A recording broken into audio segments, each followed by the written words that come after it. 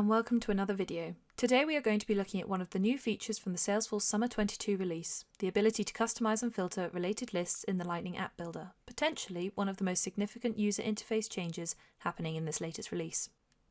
Up until this point, when working with related lists, we have been limited to the related list component or the related list single component when working on a record page within the Lightning App Builder.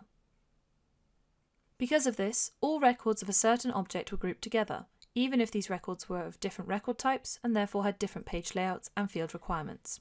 This meant that displaying certain columns on a related list could make it look like the data was incomplete, and to filter the records you'd have to open the related list and use a list view filter that would then disappear once you'd navigated away. Wanting anything other than this standard functionality used to mean a visit to the App Exchange and the use of a tool like Enhanced Lightning Grids, but not anymore. With the new dynamic related list, we are able to add multiple related lists from a single object onto a record page and apply our own filter to determine what records are shown and also what fields are shown.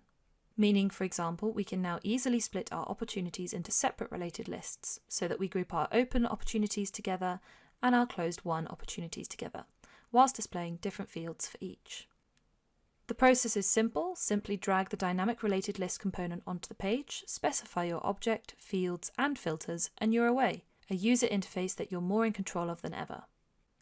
Not only does this benefit your users from an organizational viewpoint, it also makes the data easier to analyze and provides a more comprehensive 360-degree view of the customer. Make sure to check out the Salesforce release notes to stay up to date with all of the changes coming to Salesforce, and also take a look at our Summer 22 release notes blog to see some of our favourite features. Thanks for watching. See you next time.